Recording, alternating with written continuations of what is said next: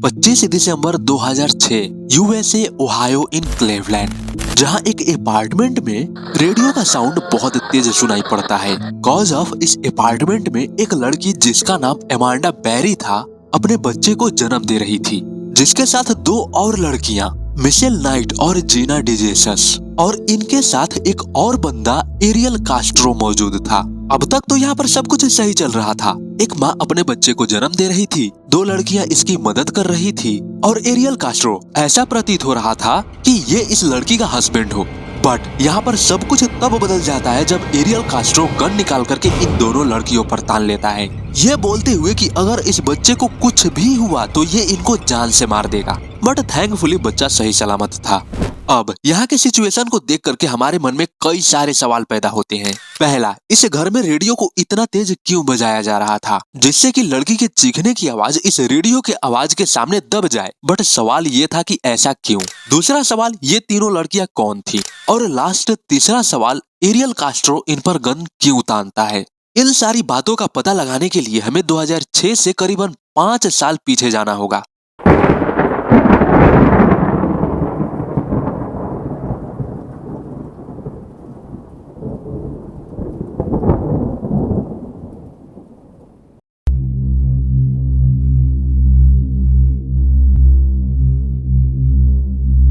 अगस्त 2002 से एक दिन पहले मिशेल नाइट की मॉम का शराबी बॉयफ्रेंड इसके घर आकर मिशेल के बेटे को परेशान कर रहा था। मिशेल अब तक अपने किसी काम से बाहर गई हुई थी। जब ये रात को अपने घर आती है तो देखती है इसके मॉम का बॉयफ्रेंड इसके बेटे के साथ है, जो नशे की हालत में धुत था। जब मिशेल अपने बेटे को उससे दूर करने की कोशिश करती है तो ये शराबी मिशेल के साथ गलत करने की कोशिश करने लगता है। वहीं जब मिशेल का बेटा अपनी मॉम को प्रोटेक्ट करने के लिए आगे बढ़ता है तो ये शराबी बच्चे को उठा करके पटक देता है, जिससे बच्चे को बहुत ज्यादा गंभीर चोटें आ जाती हैं। अब अगले दिन 23 अगस्त 2002 को मिशेल को अपने बेटे जॉय से जुड़ी बाल हिरासत मामले के लिए अदालत में पेश होना था।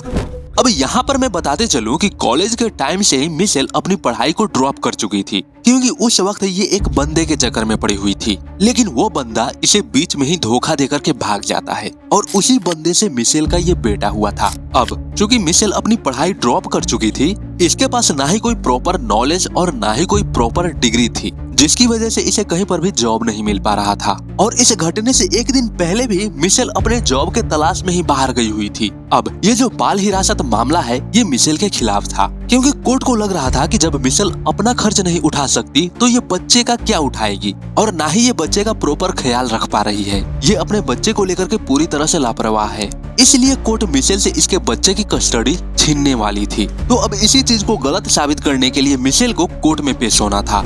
जिस दिन मिशेल को कोर्ट में पेश होना था, यानी 23 अगस्त 2002 को, उसी दिन एरियल कास्ट्रो मिशेल को लिफ्ट देने के बहाने किडनैप कर लेता है। दरअसल मिशेल एरियल कास्ट्रो की बेटी की दोस्त थी और मिशेल को पता था कि एरियल कास्ट्रो उसके दोस्त का फादर है। और जिस दिन मिशेल को कोर्ट में पेश होना था उस दिन मिशेल को कोर्ट में जाना बहुत ज्यादा जरूरी था। मिशेल जब कोर्ट की तरफ जा रही होती है तब रास्ते में इसे एरियल कास्ट्रो मिल जाता है। कास्ट्रो मिशेल को देख करके उसके सामने लिफ्ट देने का प्रस्ताव रखता है। अब चूंकि मिशेल जानती थी कि ये उसके दोस्त का फादर है, इसलिए ये उस पर यकीन करके उसके गाड़ी में बैठ जाती है, और लिफ्ट लेना ही मिशेल की लाइफ की सबसे बड़ी गलती बन जाती है। मिशेल नाइट का अपहरण करने के बाद कास्ट्रो उसे अपने घर के ऊपरी मंजिल पर ले गया, उसके हाथ और पैर बांध दिए और उसके हाथ, पैर और गर्दन का इस्तेमाल करते हुए घर के सीलिंग से रस्सियों के सहारे लटका दिया, और ऐसा करते हुए इसने उसी बीच मिशेल के सामने मैस्टरबेट भी किया। इसके बाद इसने मिशेल को 3 दिनों तक बिना खाने और बिना पानी के वहीं छोड़ दिया।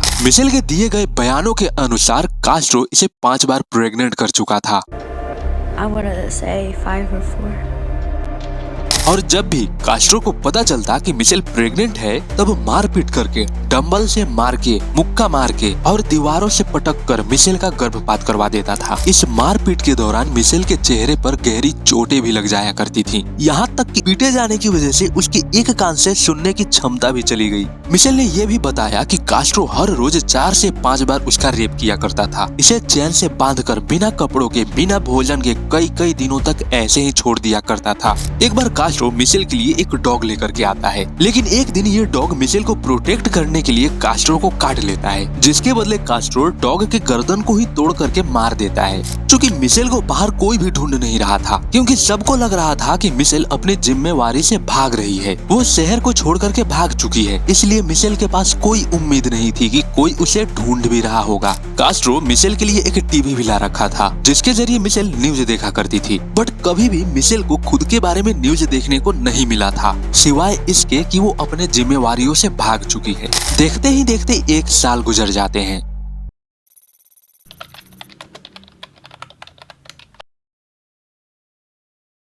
21 अप्रैल 2003 एमांडा मैरी बेरी नाम की एक 17 साल की लड़की उसके जन्मदिन से ठीक एक दिन पहले वो गायब हो जाती है। उसे आखिरी बार रात के 8 बजे के आसपास सुना गया था, जब उसने अपनी बहन को ये बताने के लिए फोन किया था कि वो अपने जॉब बर्गर किंग से घर जा रही है। एमांडा को गायब होने की 1 हफ्ते तक पुलिस वालों ने तो ये समझ लिया था कि एमांडा भगौड़ी है, जब तक कि एक अननोन पर्सन ने एमांडा के फोन से उसकी माँ को कॉल नहीं किया। उसने कहा कि उसकी बेटी मेरे पास है, वो ठीक है और कुछ दिनों में वो घर आ जाएगी।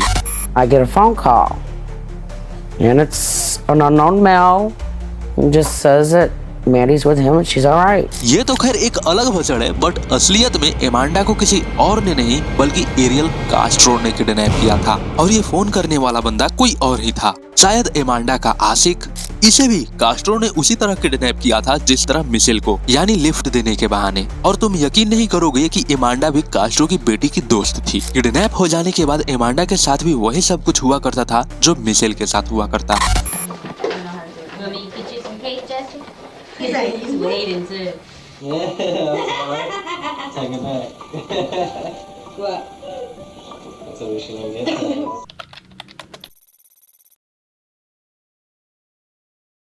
2 अप्रैल 2004 1 साल और गुजरता है। 2 अप्रैल के दिन जॉर्जिना लिन डिजेसस नाम की 14 साल की एक नाबालिग लड़की जब वो दोपहर के 3 बजे के आसपास अपने मिडिल स्कूल से घर लौट रही थी, तब से ही वो गायब हो चुकी थी। और जॉर्जिना को लास्ट बार देखने वाली जॉर्जिना की फ्रेंड अर्लिन थी, और लिटरली अर्लिन भी कोई और नहीं बल्कि कास्ट्रो की ही बेटी थी। यानी जॉर्जिना कास्ट्रो को जानती थी कि ये उसके फ्रेंड का फादर है। कास्ट्रो ने जॉर्जिना को भी लिफ्ट देने के बहाने किडनैप कर लिया था। जॉर्जिना को लग रहा था कि कास्ट्रो उसे घर छोड़ने के लिए ले जा रहा है। इनफैक्ट जॉर्जिना कास्ट्रो पर यकीन भी करती थी, क्योंकि ये दोनों पड़ोसी थे। बट इसे क्या पता था कि ये किस मुसीबत में पड़ने वाली थी।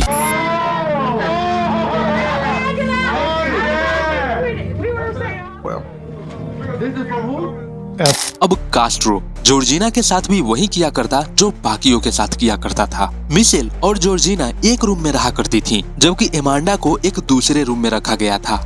इधर ये लड़कियां देखा करती थी कि बाहर पुलिस वाले इनको ढूंढने के लिए एड़ी चोटी का जोर लगा चुके थे, लेकिन उनको कोई क्लू नजर नहीं आ रहा था। साल दर साल गुजरते जा रहे थे, बट इनके बाहर निकलने की उम्मीदें नजर नहीं आ रही थी। इनके किडनैप होने के 3 साल बाद इनको पता चलता है कि एमांडा बेरी की मॉम गुजर चुकी है। And if anybody out there has a heart and they know anything that happened to Amanda, just please pick up the phone and call the police department.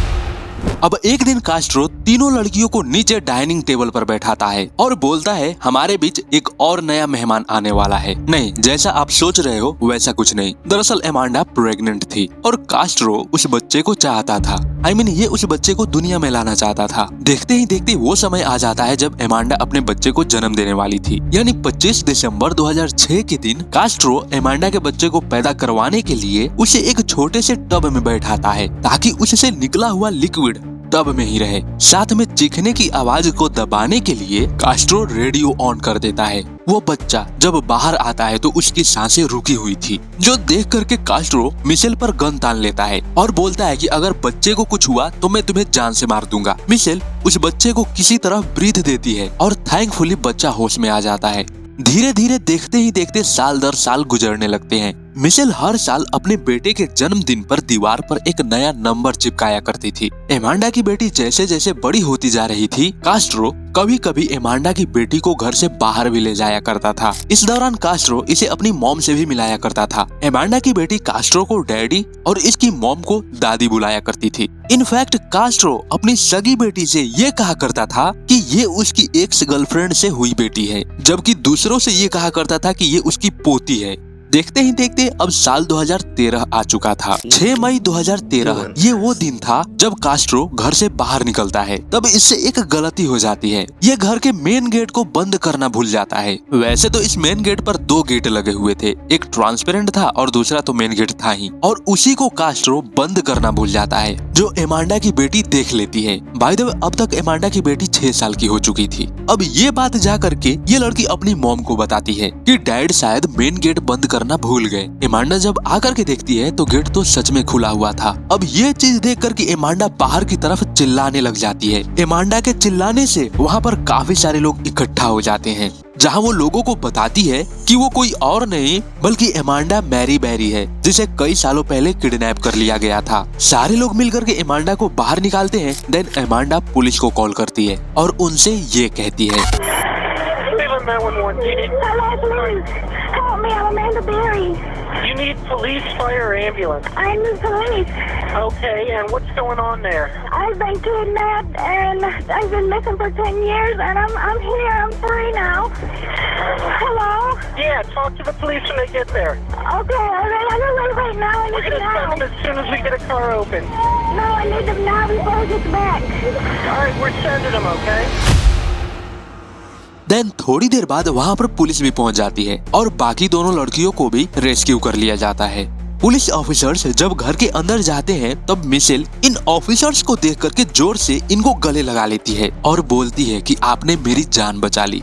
इन लड़कियों के रेस्क्यू करने के कुछ ही घंटों बाद कास्ट्रो को मैकडोनल्ड के पार्किंग में गिरफ्तार कर लिया गया। कास्ट्रो को कोर्ट में पेश किया गया और इस पर 4 अपहरण और 3 रेप मामलों में आरोपी घोषित किया गया। बाकी के जो आरोप थे वो तो अलग, जैसे जानबूझ करके गर्भपात करवाना, हत्या का प्रयास करना, मारपीट करना इत्यादि शामिल था। इन सब के बदले कास्ट्रो को उम्र कैद की सजा और उसके ऊपर 1000 साल की लगातार सजाएं सुनाई गई, और वो भी बिना किसी पैरोल के। इसे सब के बावजूद $1 लाख का जुर्माना भी लगाया गया। कोर्ट ने उसकी सारी संपत्तियां भी जब्त कर ली और इसको इसके घर वालों से जो नफरतें मिल रही थी वो अलग, यानी कोई भी इसके सपोर्ट में नहीं था सिवाय इसके वकील के। खैर, अपने सजा सुनाए जाने के बाद कास्ट्रो 20 मिनट तक अदालत को चूतिया बनाता रहा कि वो एक अच्छा इंसान है, वो कोई राक्षस नहीं, वो तो बस सेक्स और पोर्नोग्राफी का आदी था। उसने यहाँ तक दावा किया कि उसने महिलाओं को कभी पीटा तक नहीं, उसने उनके साथ जो कुछ भी किया उनके मर्जी से था।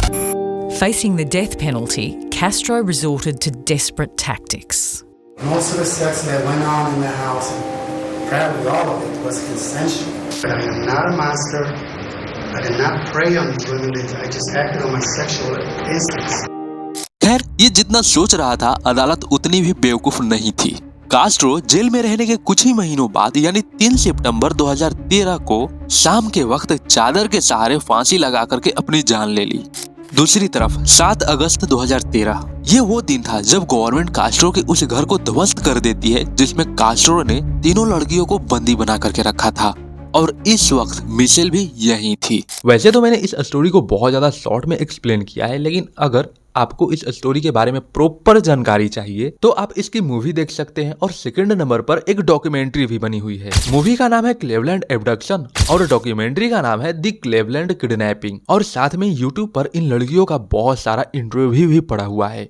खैर, ये इस चैनल का पहला वीडियो है। आई होप कि आप इस वीडियो को बहुत ज्यादा प्यार दें और लोगों के साथ शेयर करें। बाकी मैं मिलता हूँ किसी और नेक्स्ट वीडियो में, तब तक के लिए बाय बाय।